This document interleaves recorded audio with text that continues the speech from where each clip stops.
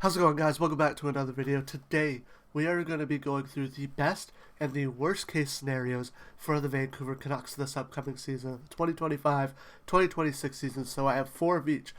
I have four best case scenarios, four worst case scenarios, and I tried to categorize them as like two team ones, two player ones, but I don't know. It gets a little like iffy where like some of them are player ones, some of them are a team. Doesn't really matter. But before that, I just want to say I have planned out every video so far up until the start of the season. I'm excited. Everything is planned out.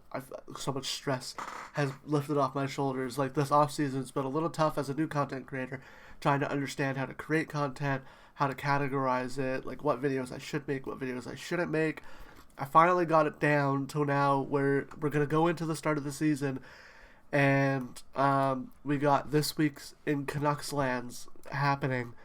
The first This Week in CanucksLand of this upcoming season will be the 28th of September, and then the 5th will be like the real big one. Those are like the two for the preseason. And then every Monday, This Week in CanucksLand. If you're unfamiliar with the channel, before, if you came in the off season and you had to see what the regular season was, every Monday would be a This Week in CanucksLand where I go over all the games, I go over news, I give my top 3 players of the week. And that's really about it that I would do in those videos. And then the Wednesday videos would be a generalized topic or whatever I want to talk about. If there's no like big Canucks topic that I need to go more in depth on, I do like NHL stuff or like draft stuff. But usually there's a big Canucks topic that I could delve into just a little bit more. But yeah, I'm excited. Content's coming. I still got a whole fury of it. The only things I haven't planned out are the Fridays, but this Friday will be a franchise mode, 100%. Alright, let's hop right into it with the first one. The best case scenario for number one is that the Vancouver Canucks finish top 3 in the division. It doesn't matter which spot. Honestly, just finishing top 3 is the best case scenario for the Vancouver Canucks. Getting that guaranteed spot, not having to fight in the Central with the wild card, getting that guaranteed division spot, 100%. That's a step up this season. It's where we should have been last season. We had a bad year last year, but if we had a good year last year, I mean, we're up there. We're up there, top 3 in the division. I think the Canucks can do it. They can definitely do it. The roster, although JT Miller's gone, I mean, our defense has gotten better. Our goaltending's amazing. If we have a healthy tandem, it could be really good. I'll get into a healthy tandem later. That is one of the points. But now let's hop into the best case scenario number 2, because it kind of ties in.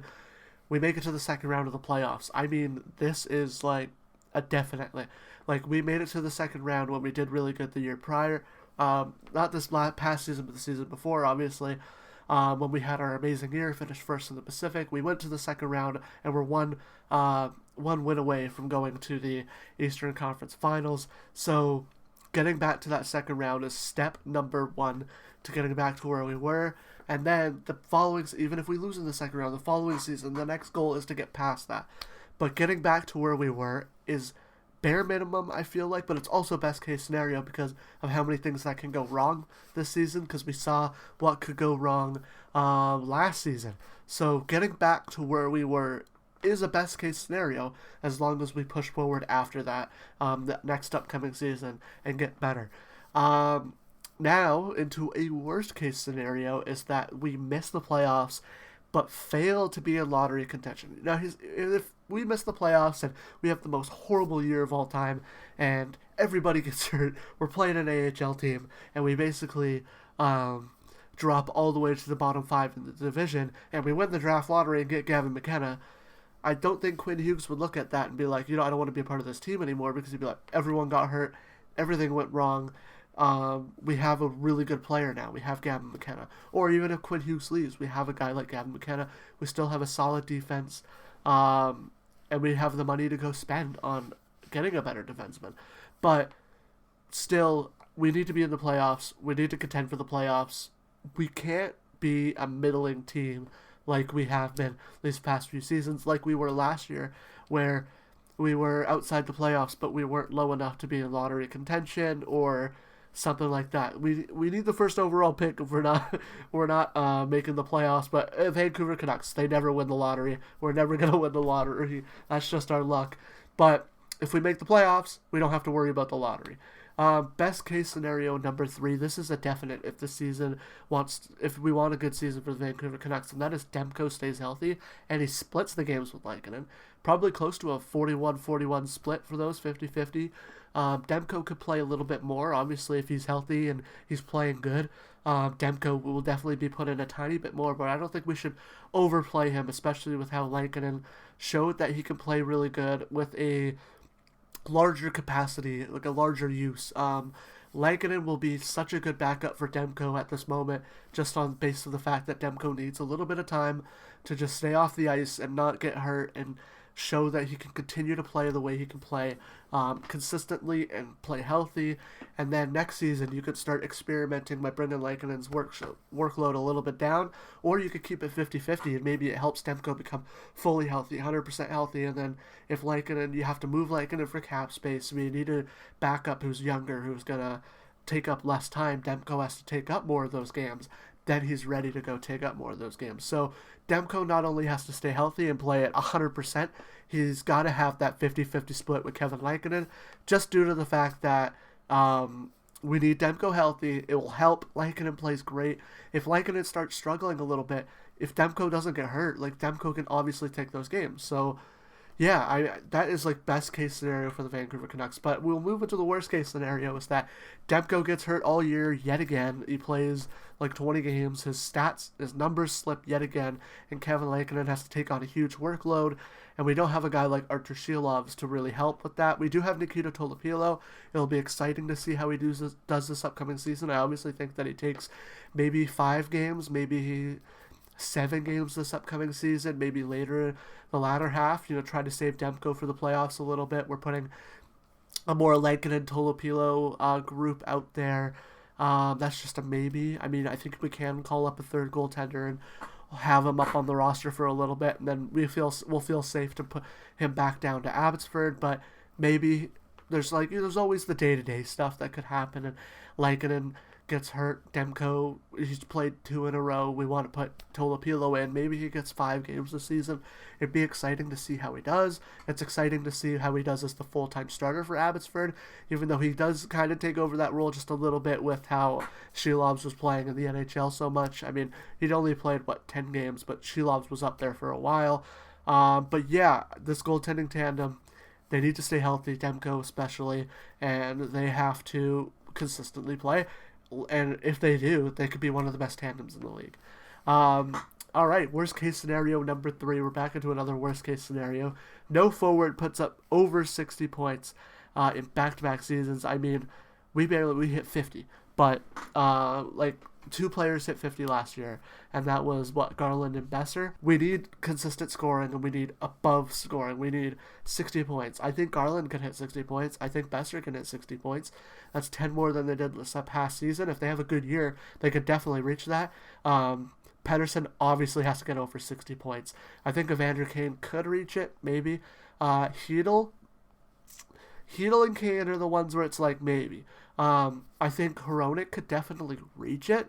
He'd have to have a consistently good year. I don't know if he's as consistent offensively enough to get to 60 points, but 50 is a good reachable spot for him. Quinn Hughes obviously should get 90, 100 points.